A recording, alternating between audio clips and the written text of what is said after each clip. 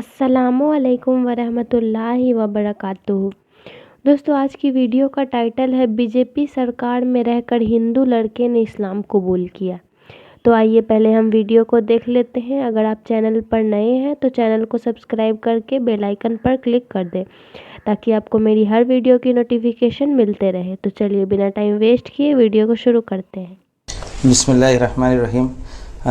मेरा नाम पहले दिनेश लालवानी था और मैं एक सिंधी बिरादरी से ताल्लुक़ रखता था। और सिंधी बिरादरी के अंदर भी काफ़ी सारी जो हैं वो सब कास्ट हैं। उसमें सबसे अव्वल नंबर पर जो साहिती सब कास्ट है सिंधी बिरादरी में, उससे मेरा ताल्लुक़ है। और अल्हम्दुलिल्लाह अहमदाबाद का मैं रहने वाला हूँ, गुजरात के अंदर जो अहमदाबाद शहर है उसमें।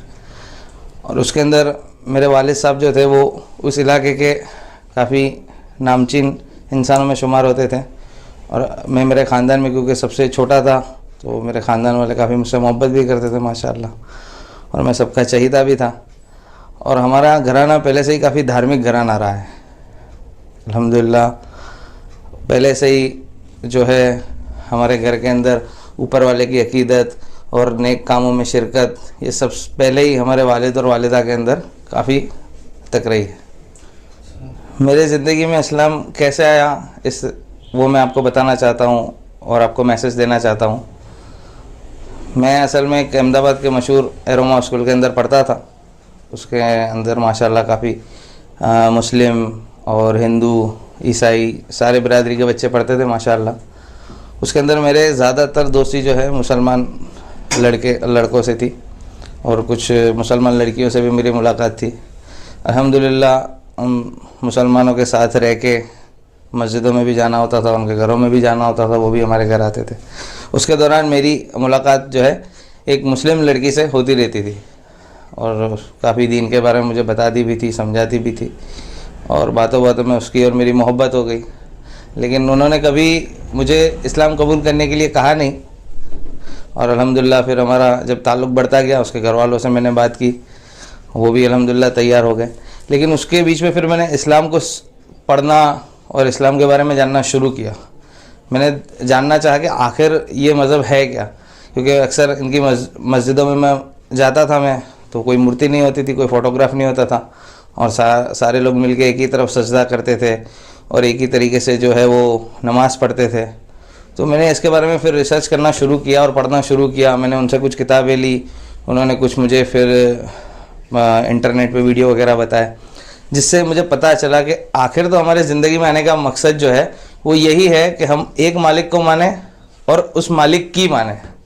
असल में मालिक को तो सारे मानते हैं, सारी बिरादरी के, सारी जाति के लोग, लेकिन असल हमारा मकसद ये है कि उस मालिक को मानने के साथ साथ उस मालिक की भी मानना ज़रूरी है। वो मालिक हमको किस तरीके से कहता है ज़िंदगी गुजारना, किस तरीके से उसने अपने इष्ट देवताओं को यानी कि पैगम्बरों को दुनिया में भेजा, और पैगम्बरों ने जो ज़िंदगी हमको गुजारना सिखाई, और मालिक से किस तरीके से मालिक की हम पूजा उपासना और उसकी इबादत करें, वो हमें समझाया। असल तो हमारा ये मकसद है ज़िंदगी जीने का। तो इस तरीके से फिर मुझे इंटरेस्ट आता गया। कभी लड़की वालों ने मुझे फ़ोर्स नहीं किया इस्लाम कबूल करने के लिए, लेकिन अल्हम्दुलिल्लाह अल्लाह का बहुत ही बड़ा एहसान है कि अल्लाह ने धीरे धीरे मेरे दिल में बात डाली। और फिर इस तरीके से मैंने नियत की कि अब जो है इस्लाम के बारे में आगे बढ़ना चाहिए। मैंने मेरे एक दोस्त से बात की तो उसने कहा कि बहुत अच्छी बात है कि तुम मुसलमान लड़की से शादी तो करने वाले हो, तो तुम इस्लाम कबूल कर लो तो बहुत अच्छी बात है। तो हम तकरीबन 9 से 10 जगह गए मस्जिदों में कलमा पढ़ने के लिए, लेकिन किसी भी मौलाना ने हमको कलमा नहीं पढ़ाया। हमेशा वो किसी दूसरे का एड्रेस देता, फिर दूसरा तीसरे का देता, तीसरा चौथे का देता, और बेचारे डर रहे थे, सहम रहे थे।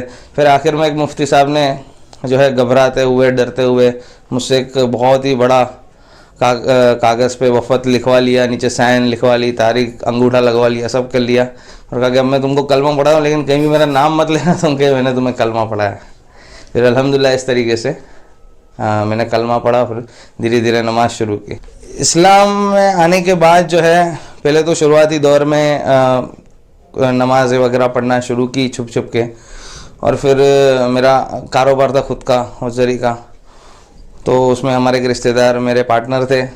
तो फिर उनको जैसे पता चला कि ये रोज़े भी रखता है, नमाज भी पढ़ रहा है, तो उन्होंने कहा भाई अगर तुम इस तरीके से करोगे तो हमारी पार्टनरशिप कंटिन्यू नहीं हो पाएगी।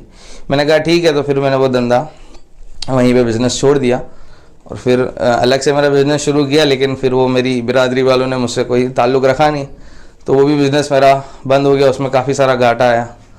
उस दौर में मेरे वालिद साहब का भी इंतकाल हो गया, और मैंने मेरे वालिद साहब को बताया भी था कि मैंने इस तरीके से इस्लाम कबूल किया, मुझे पसंद भी है। तो उन्होंने कभी नाराज़गी ज़ाहिर नहीं की, लेकिन वो जो उनका आखिरी वक्त था वो 5 दिन जो है उनको पैरालाइज था। लेकिन मैं हर वक्त उनके कान में कलमा पढ़ता रहता था। और उनका फिर जब इंतकाल हुआ तो काफ़ी अरसे के बाद मेरे दादी के ख्वाब में आए, और मेरी दादी मुझे ऐसा बता रहे थे कि वो एक बहुत ही बड़ा दरवाज़ा है, उसके अंदर वो दाखिल हो रहा है, यानी मेरे वालिद साहब के बारे में, वो दाखिल हो रहा है और उसके साथ तेरे दादा भी थे। तो जान के मुझे बड़ी खुशी भी हुई कि यानी मैंने मेरे वालिद साहब को कलमा पढ़ाया। मेरे दादा का तो तब इंतकाल हो गया था, तब तो मैं काफ़ी छोटा था, तो उनके साथ मेरे दादा भी थे, तो बहुत खुशी भी हुई इस बात को जान के। तो उस वो दौर में काफ़ी हालात थे, क्योंकि सब असबाब बंद हो चुके थे कमाने के, और वालिद साहब की अच्छी खासी इनकम थी, उनका भी इंतकाल हो गया था। तो उस दौर में फिर सब कारोबार बंद हो गया, तो फिर मैंने मजदूरी करना सब्ज़ी मंडी में शुरू किया।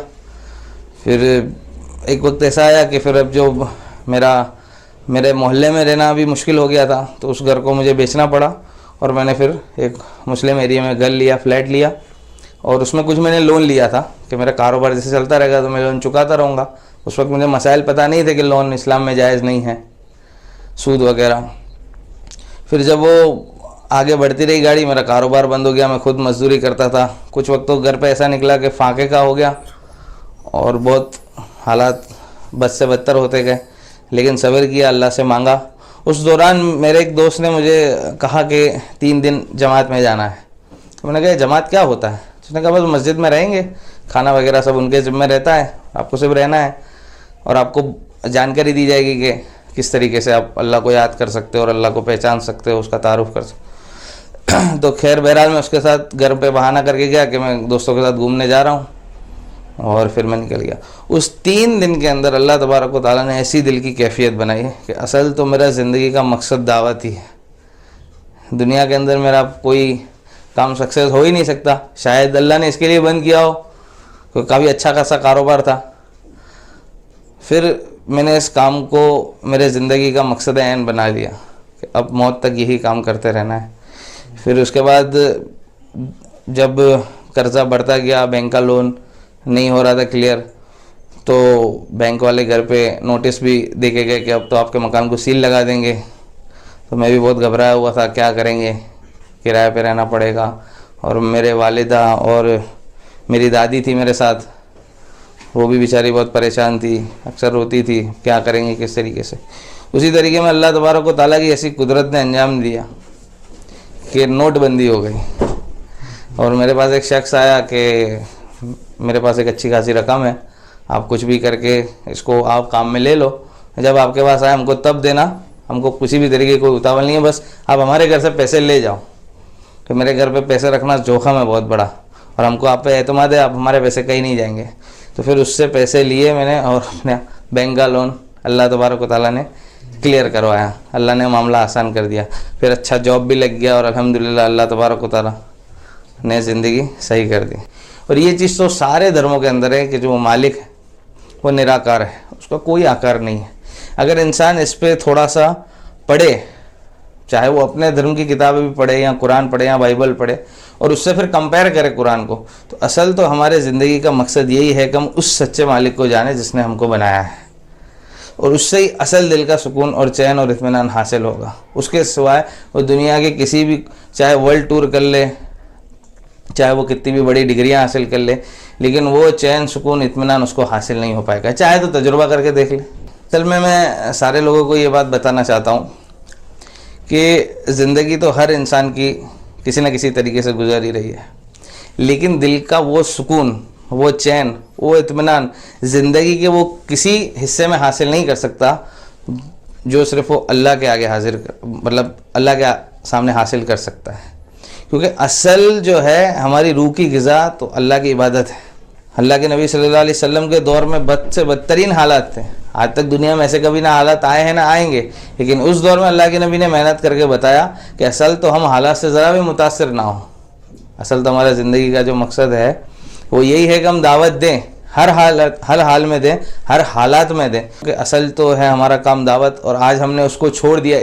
इसी वजह से मुसलमान जो है घबराया हुआ है, डरा हुआ है और परेशान हाल घूम रहा है कि क्या करूं, किस तरीके से इतने हालात आए हैं, ये लोग इस तरीके से कर रहे हैं और यूं।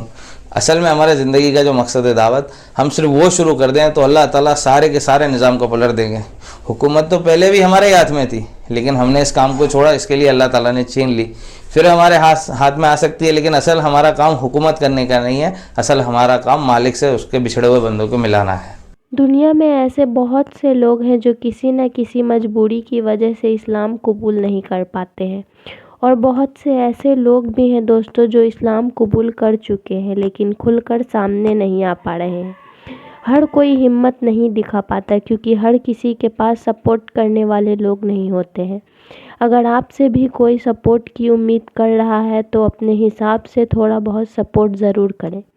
तो ये थी दोस्तों आज की वीडियो आपको कैसी लगी कमेंट करके ज़रूर बताएं। मिलते हैं नेक्स्ट वीडियो में। अस्सलामु अलैकुम।